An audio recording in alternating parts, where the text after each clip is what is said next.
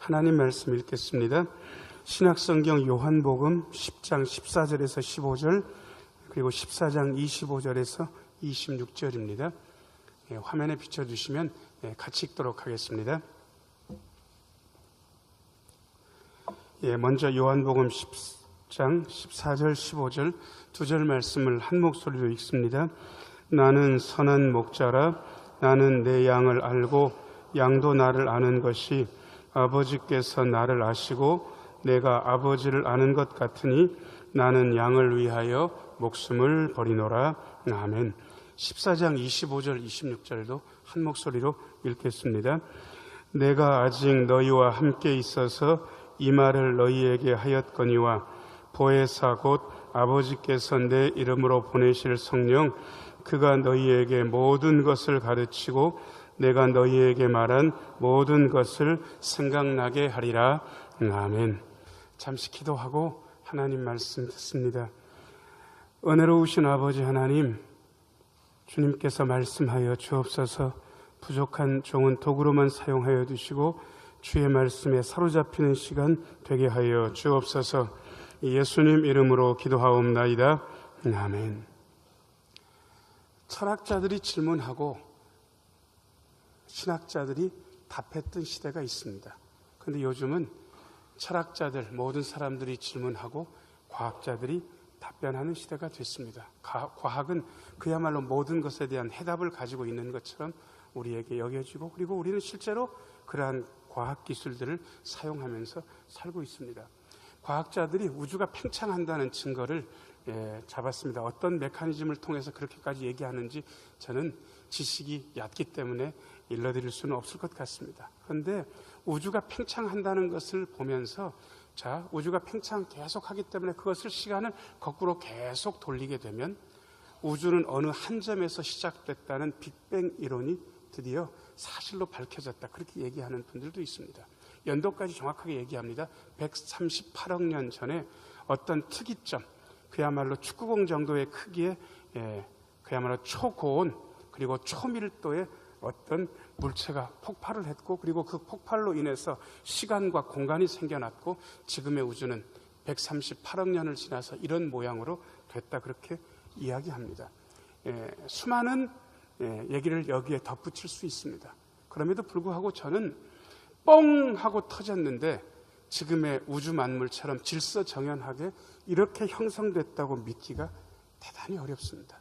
그리고 또 하나는 어느 날 밤하늘에서 반짝거리는 빛을 보았고, 그리고 그 별들이 지구상으로 몽땅 떨어져서 지구가 아수라장이 되지 않는 그야말로 엄정한 하늘의 운행 법칙을 보면서 이게 과연 한 번의 폭발로 생겨난 것일까라는 의구심을 여전히 가지고 있습니다. 과학자들도 정직한 분들은 이 사실을 알기 때문에 하나님이 존재하지 않는다라고 쉽게 이야기하지 못합니다. 어느 것이 있다는 것을 증명하는 건 그나마 쉬운데요, 어떤 것이 없다는 것을 증명하는 것처럼 어려운 것은 없습니다. 그래서 신이 없다, 하나님은 존재하지 않는다라는 어떠한 반증도 과학자들은 내놓은 적이 없습니다. 그래서 많은 과학자들이 하나님이 계시다는 것을 그냥 그렇게 이야기하는 분들이 꽤 많이 있습니다. 그런데 문제는 하나님이 계시다라는 이 사실이 문제가 아니라, 하나님이 계신다 한들 그 광대하신 하나님께 저 같은 인간, 여러분들 같은 사람이 어떻게 하나님께 나아갈 수 있을까? 하나님이 계신다 한들 어떻게 알 수 있을까라는 이 질문은 그야말로 우리를 고민에 빠지게 합니다. 그렇게 광대하신 하나님, 지구만 생각해도 엄청나게 광대한데 그런 지구가 같은 행성이 여러 개 있는 게 태양계고요, 그런 태양계가 수십억 개 있는 게 우리의 은하계고, 그러한 은하계가 수십조 있는 게 전체 우주라고 한다면 그 우주를 만드신 하나님께 과연 우리는 어떻게 나아갈 수 있을까? 그 하나님을 어떻게 파악할 수 있을까? 이거는 대단히 어려운 얘기입니다. 그래서 사실은 아주 중요한 개념 하나가 신학자들이 입에서, 머리에서 나온 것 같지만 그 교리는 그들의 머리에서 나온 것이 아니고 우리의 신앙생활의 모습에서 나온 거라고 얘기할 수밖에 없습니다. 이쯤 얘기하면 여러분들이 목사님이 삼위일체에 대해서 얘기하려나 이렇게 예측하시는 분도 있을 것 같습니다. 맞습니다. 성부 하나님이 계시다는 사실을 반박할 만한 어떤 증거도 세상에는 없습니다. 그래서 그 성부 하나님이 계신 건 맞는 것 같은데 그 성부 하나님께 어떻게 나아갈 것인가, 이것은 우리에게 고민거리입니다. 그런데 예수님께서 아주 간명하게 이렇게 얘기하셨습니다. 자, 저를 따라서 하세요. 우리 예수님은 하나님께로 나아가는 길이 되십니다. 그래서 예수님이란 길을 통해서 진리 되신 하나님, 생명 되신 하나님께로 나아갈 수 있게 되었습니다. 그런데 문제는 예수님께서 승천하신 다음에 예수님께서 이 땅에 육신으로 안 계신다는 게 문제입니다. 그래서 우리는 그 뒤에 어떤 분이 오셨다라는 사실을 이미 알고 있습니다. 그리고 그분의 이름도 우리는 알고 있습니다. 자, 저를 따라서 하세요. 예수님의 영, 성령님께서 계십니다. 그 대신 우리는 이 성령님, 예수님, 성부 하나님이 세 분이 따로 움직이지 않고 그야말로 한 공동체로, 한 몸으로 움직인다는 사실을 우리는 믿음으로 파악하고 있습니다. 오늘은 그 하나님께로 나아가는 두 분에 대해서, 아니 어떻게 보면 한 분 같은 두 분에 대해서 말씀드리려고 합니다. 자, 1번 비춰줘 보세요. 자, 저를 따라서 하세요. 우리 예수님은 목자가 되십니다. 10장 14절 15절 아까 읽었죠. 한번 같이 읽어보겠습니다. 시작. 나는 선한 목자라. 나는 내 양을 알고 양도 나를 아는 것이 아버지께서 나를 아시고 내가 아버지를 아는 것 같으니 나는 양을 위하여 목숨을 버리노라. 아멘. 14절 말씀 비춰줘 보세요. 그야말로 그냥 목자라라고 예수님께서 스스로를 그렇게 말씀하시지 않고 선한 목자라 그렇게 말씀하고 계십니다. 선한 목자인 이유는 두 가지입니다. 첫 번째, 목자 되신 예수님은 양인 우리에 대해서 잘 알고 계십니다. 자, 저를 따라서 하세요. 목자 예수님이 양인 우리를 잘 알고 계십니다. 저는 이 잘 알고 계신다는 것을 그야말로 기도 시간에 본 적이 있습니다. 새벽 예배 끝나고 기도 제목도 말씀드리고 가지고 나온 기도 제목 가지고 같이 기도하시죠. 그래서 두 손 가볍게 들고 우리 주여 한번 외치고 기도합시다. 그렇게 해서 주여 한번 하고 기도를 하는데 어떤 권사님이 보야말로 제 뒤에쯤 앉으셨던 것 같은데요. 그때 전날 아마 무슨 일이 있으셨던 것 같아요. 근데 기도 소리를 안 들을래야 안 들을 수 없는 게 이분이 딱 6글자만 가지고 기도 끝날 때까지 기도를 하시는 거예요. 주여 아시지요. 한참 우세요. 그 다음에 조금 있다가 주여 아시지요. 그러면서 우세요. 좀 있다가 주여 아시지요. 그러다가 그냥 기도를 마치고 가셨어요. 딱 제가 기도 시간에 그 권사님의 기도라고 들은 건 주여를 빼고 나면 4글자밖에 못 들었습니다. 뭔 글자입니까? 아시지요. 여러분, 기도가 충분합니까? 충분합니까? 충분했습니다. 제가 듣기도 충분했고 하나님께서 들으시기엔 더 충분했습니다. 그 권사님의 일생에 예수님에 대한 믿음을 당신의 기도로 말씀해 내셨습니다. 여기서 말한 안다는 이야기는 그저 내가 그분의 존재에 대해서 알고 있다 그런 뜻이 아닙니다. 부부지간에 서로 겪어서 서로 살아봐서 알고 있다라는 이 친밀함이 그 안에 있습니다. 내 마음 속속들이 아는 것 같은 그 알미, 예수님께서 우리에 대해서 알아주시는 그 알미입니다. 그래서 예수님은 선한 목자가 되십니다. 양들인 우리에 대해서 모르는 게 없으십니다. 그 다음에 15절 비춰줘 보세요. 10장 15절. 예수님은 우리를 위해서 목숨을 버리시는 목자이십니다. 그래서 선한 목자입니다. 자, 저를 따라서 하세요. 예수님은 우리를 위해 목숨을 버리셨습니다. 선한 목자와 반대되는 말로 아마 사꾼 목자라는 말들을 여러분들이 기억하시리라 생각됩니다. 저는 처음에 사꾼에 대해서 이런 나쁜 목자가 있나라고 생각을 했는데 그게 아니었습니다. 사꾼은 종업원입니다. 양 주인이 아닙니다. 여기서 말하는 선한 목자는 그야말로 양을 자기 생명처럼 사랑하는, 자식처럼 사랑하는 양의 주인입니다. 종업원은 월급을 받고 그냥 그 삭 때문에 양들을 치는 겁니다. 곰이 왔습니다. 사자가 왔습니다. 이리가 왔습니다. 사꾼은 양들을 위해서 목숨을 버릴 필요가 있습니까? 없습니까? 없어요. 여러분, 이거는 바보 같은 짓이에요. 자, 여러분들이 하면 어떤 식당이나 펜션의 종업원이라고 치고 펜션에 불이 났습니다. 안에 귀한 것들이 많고 막 불타고 있는데 사장님은 난리가 났어요. 예. 그런데 종업원인 여러분들이 목숨을 걸고 그 펜션 안으로 들어가가지고 그 귀중품을 가지고 나올 필요가 있습니까? 없습니까? 이 대목에서 있다고 하는 분들은 세상 물정에 대해서 모르는 거예요. 왜 목숨을 겁니까? 자기 게 아닌데. 감사하자는 소리 한번 듣자고요? 아니, 그럴 필요 없어요. 사꾼인 이유는 그 양이 자기 양이 아니기 때문에 그렇습니다. 사꾼에게 그 이상을 기대하는 것은 무리입니다. 오직 주인 되시는 목자만 양들을 위해서 목숨을 버릴 수 있습니다. 그래서 예수님이 선한 목자입니다. 그런데 이 선한 목자라는 것에 대해서 저는 구구하게 설명을 드렸는데 여러분들은 눈을 들어서 왼쪽 십자가 창에 스테인드 글라스를 좀 보시면 좋겠습니다. 예, 거기에 예수님의 모습이 스테인드 글라스 창에 있는데 밑에 보니까 양을 밟고 있습니까? 양을 안고 계십니까? 예, 양을 안고 계신 것 같죠? 예, 저는 선한 목자에 대해서 구구하게 설명을 했는데 그림 한번 보니까 그냥 처음부터 끝까지 다 이해가 되는 거예요. 자, 저를 따라서 하세요. 우리 예수님은 선한 목자가 되십니다. 예, 그래서 어떤 때는요, 설명을 듣는 것보다 그림을 하나를 보는 게 너무 낫습니다. 훨씬 더 좋은, 그림만 보면 딱 이해가 돼요. 자, 그런데 그런 선한 목자 예수님과 연결되려면 두 가지 거를 잘해야 됩니다. 자, 요 큰 책만 보시지 말고 저쪽 왼쪽에 쪽창, 예, 보시면 거기에 두 가지 모양이 쪽창에 있는데 하나는 뭐가 새겨져 있습니까? 성경책 같고 또 한쪽에는요, 십자가만 보는 분들은 좀 덜 보셨습니다. 그 십자가를 감싸고 있는 배꼽손 말고 무슨 손이 보여야 됩니다. 기도손. 그야말로 성경책과 기도손이 보입니다.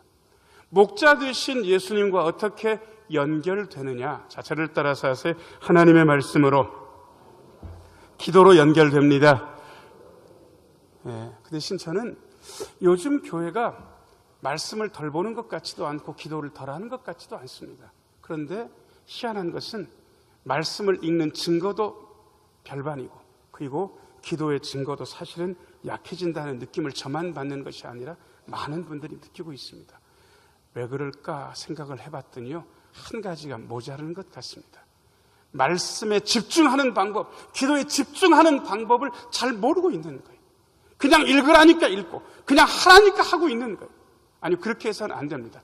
그냥 하는 거하고 대충 하는 거하고는 천지 차이입니다.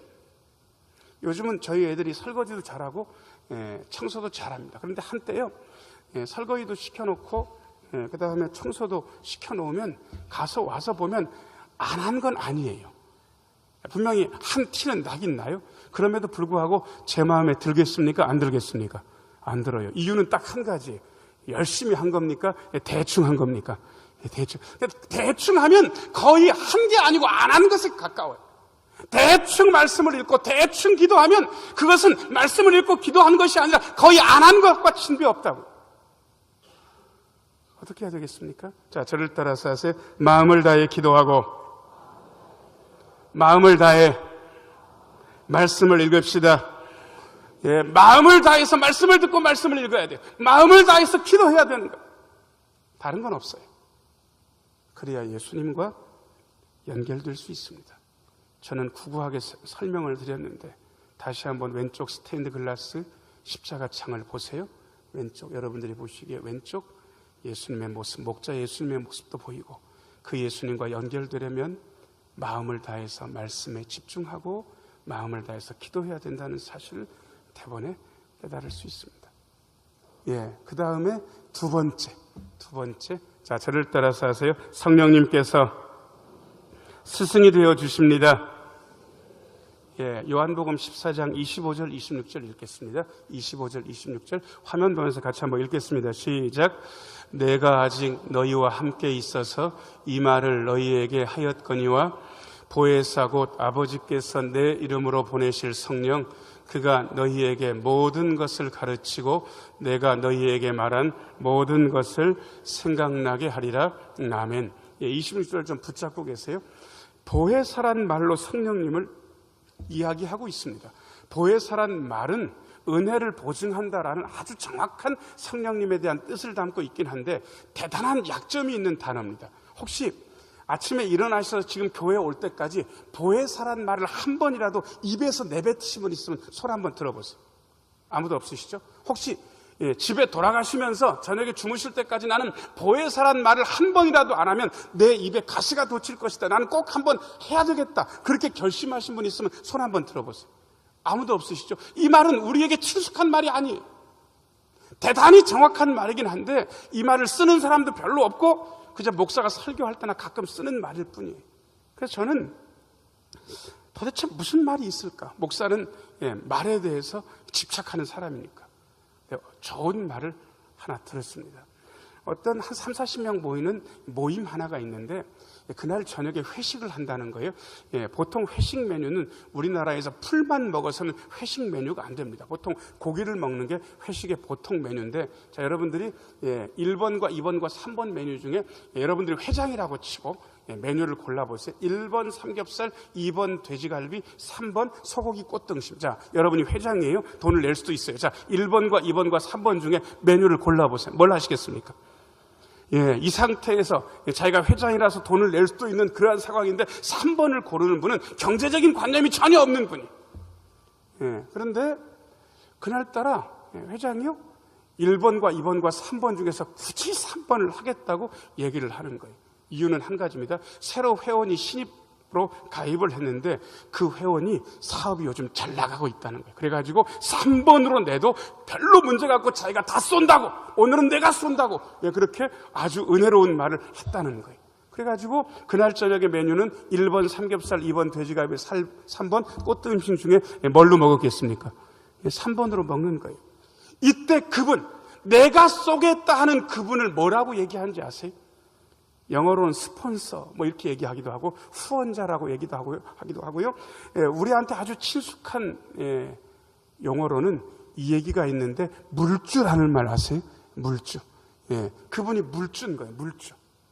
여러분, 제가 성령님을 물주라고 그러면 굉장히 저속하게 들립니까? 근데 저는 이걸 꼭 한번 해보고 싶었습니다. 자, 저를 따라서 하세요. 성령님은 우리의 물주가 되십니다. 아쉬운 소리는 물주한테 하는 거예요. 뭐가 잘 안 된 것 같으면 물주한테 후원해달라고 얘기하는 거예요. 그분한테 전화도 할 수 있어요. 성령님 그런 분이라고. 소송할 때는 변호사 같은 분이에요. 그분한테 의뢰하고 그분한테 상담할 수 있어요. 여러분, 근데 이 물주 되신 분을 오늘 말씀해 보면 말입니다. 달리도 얘기하고 있습니다. 26절.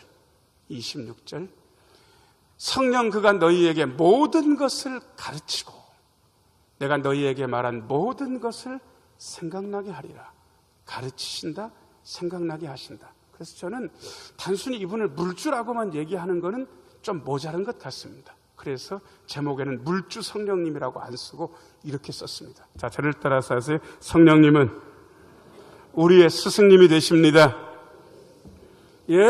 가르치셔, 생각나게 하세요. 공급도 하세요. 위로도 하세요. 격려도 하세요. 그냥 스승님. 그렇게 표현해도 돼요. 자, 그런데 여러분들이 보시는 자리에서 오른쪽을 보시면 여기 성령님께서 임재하시는 모양의 창, 십자가 창이 이렇게 있는데요. 성령님께서 임재하시는 십자가 창인데 뭐 새가 중간에 한 마리 있는 것 같습니다. 그 새가 1번 까마귀, 2번 비둘기자. 1번과 2번 중에서 골라보세요. 1번 까마귀, 2번 비둘기. 골라보세요. 이 상황에서 1번이라고 얘기하면 목사는 상당히 곤란한 지경에 빠지게 됩니다. 왜냐하면 여러분들은 성경을 너무 안 가르친 거고 여러분들은 너무 안 읽었다는 티가 너무 팍팍 나기 때문에. 비둘기입니다. 비둘기. 왜 하필 하고 많은 새 중에서 독수리보단 멋없는 것 같은데, 갈매기보단 날개도 작은 것 같은데, 요즘 보니까 비만 비둘기도 많아가지고 몸매가 거의 정목사랑 비슷하고 그런 것 같은데 왜 하필 비둘기일까라고 생각하시는 분이 있다면 대천 해수욕장엔 갈매기만 있는 것이 아니라 가끔 비둘기도 보입니다. 제가 비둘기를 한동안 봤어요. 그런데 뒤태를 보니까요, 그 뒤태가, 비둘기의 뒤태가 온순해 보이더라고요. 사납지가 않아요. 앞에서 보면 좀 사나울래나 그래서 앞에서 봤거든요. 부리도 보고 눈도 보고 모양새도 봤는데 여전히 온순해 보여요. 옆을 봐도 온순하대요. 자, 저를 따라서 하세요. 성령님은 온유하십니다. 성령님은 깡패가 아니에요. 제 마음속에, 여러분 마음속에 계시면서 우리를 휘어잡고 움직이시는 분이 아니에요. 우리의 스승 성령님은 우리에게 오셔서 아주 작게 말씀하시는 분이세요. 야, 네가 해라. 아주 작게. 성령님, 요즘 제 상황을 아시지 않습니까? 제가 할 상황이 아닙니다. 이렇게 강변을 해도 마음 깊은 곳에서 이런 음성이 또 들립니다. 네가 해야 된다. 크지도 않아요. 그런데 희한하게 불순종하려고 하려면 할수록 이 작은 소리가 계속해서 가슴에 걸려요. 네가 해라. 어떤 교회에서 여집사님 두 분이 대판 싸웠습니다. 여기서 말하는 대판이란 말은 둘만 싸워서 둘만 아는 겁니까? 다른 교회 식구들도 다 봤기 때문에 대판 싸웠다 그러는 겁니까? 예, 대판 싸웠다 그러는 거예요. 예, 거의 연년 그러면서 연도를 헤아려 가면서 그렇게 싸우셨어요. 예, 그런데 제가 보기에 제가 뭐 판사는 아니지만 옆에서 보니까 한 분은 70%의 잘못이 있고 한 분은 30%의 잘못이 있는 것 같아요. 자, 그러면 두 분이 나중에 화해를 할 때 누가 누구에게 먼저 용서를 빌어야 될 것 같습니다. 1번 70% 잘못한 집사가 먼저 용서를 구해야 된다. 2번 30% 잘못한 집사가 먼저 용서를 구해야 된다. 여러분 생각에 어느 게 합당한 것 같습니까? 예, 여러분 70% 잘못한 분이 용서를 구하는 게 잘한 것 같죠? 근데 기가 막힌 건 그 70% 잘못한 분한테 성령님께서 말씀 안 하시고 제가 보기에 30%나 20% 정도의 잘못을 저지른 그 집사님 마음속에 성령님께서 임하셔가지고 이런 작은 음성이 들렸습니다.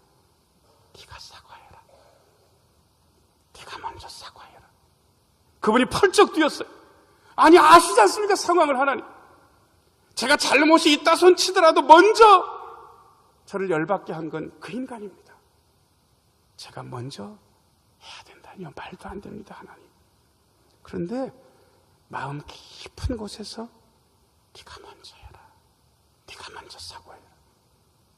이 음성이 들렸습니다. 이게 성령님의 스타일입니다. 온유하게 우리에게 말씀하십니다. 자, 저를 따라서 하세요. 성령님께서 온유하게 말씀하십니다.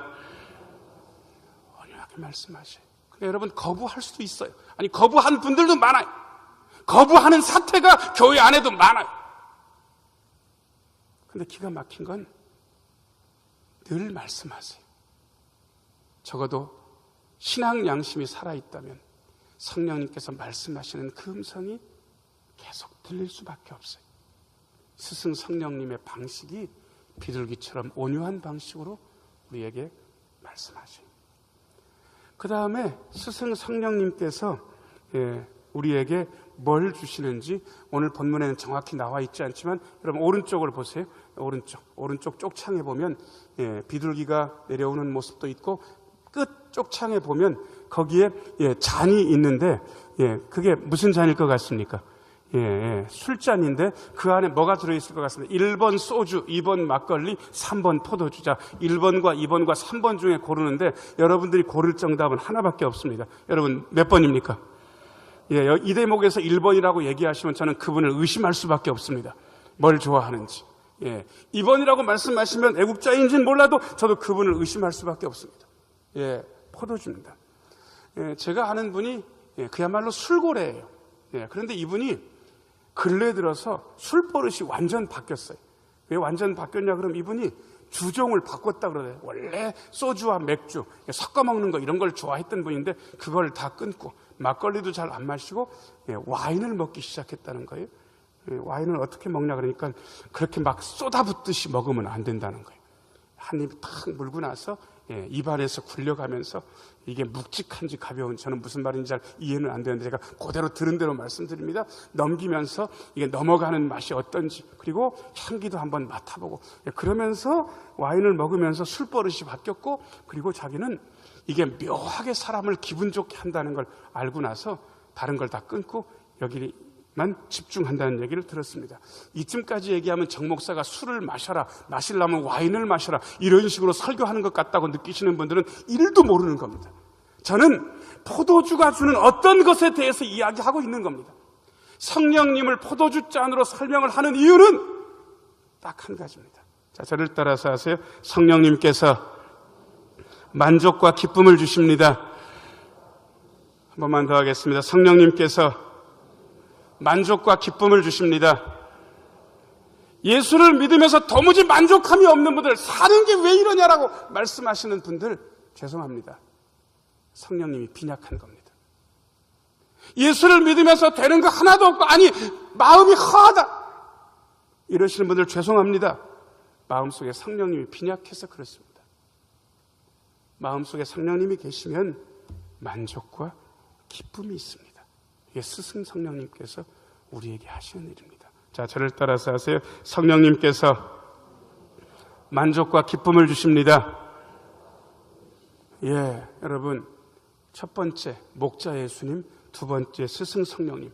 그림은 양쪽에 두 개밖에 없는데 3번까지 가야 설교가 보통 끝나지 않냐 하는 분들은 걱정을 안 하셔도 됩니다. 3번도 있습니다. 예, 3번 비춰줘 보세요. 자, 저를 따라서 하세요. 예수님, 성령님 모시고 삽시다. 예, 한 번만 더요. 목자 예수님, 스승 성령님 모시고 삽시다. 예, 보통 본당 이 사랑성전에 들어오시면 여러분들은 그냥 오시면 안 돼요. 예, 교회에 어떤 그림들이 있는 이유는 보라고 있는 겁니다.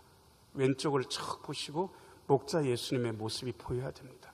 그리고 그 목자 예수님 모시고 살려면 무엇에 집중해야 되는지 다시 한번 깨달으시면서 하나님의 말씀, 기도에 집중해야 된다. 그래야 목자 예수님 모실 수 있다.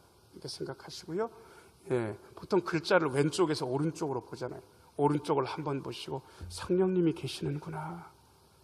성령님께서는 비둘기같이 우리에게 오셔서 온순하고 온유하게 우리를 가르치시는구나. 나도 그 성령님의 가르치심을 잘 따라야 되겠다. 나도 온순하게 다른 사람들에게 대해야 되겠다 라고 느끼시면서 성령님께서 주시는 만족과 기쁨을 다시 한번 생각하시면 됩니다. 여러분, 그렇게 하시면서 모시고 사는 연습을 하는 거예요. 자, 저를 따라서 하세요. 하나님 모시고 삽시다. 예수님, 성령님 모시고 삽시다. 여러분, 모시고 사세요. 목자 예수님, 스승 성령님 모시고 살면 놀라운 은혜가 우리 모두에게 있습니다. 그 은혜로 승리하시기를 예수님의 이름으로 축원합니다.